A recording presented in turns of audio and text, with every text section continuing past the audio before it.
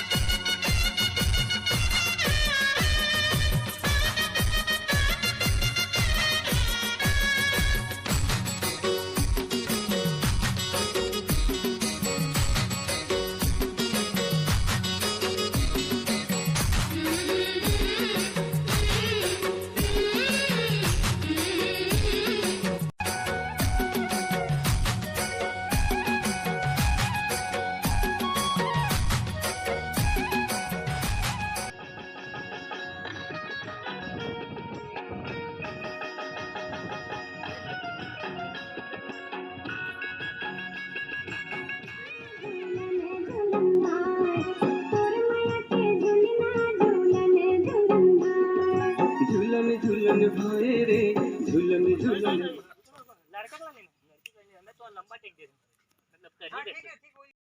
चलो चलो चलो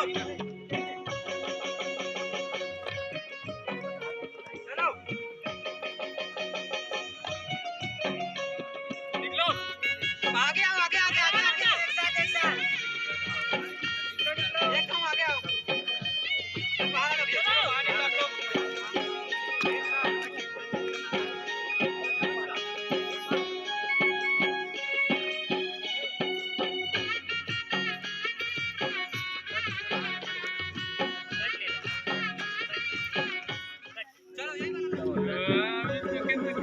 फोटो भी सुना रहे हैं।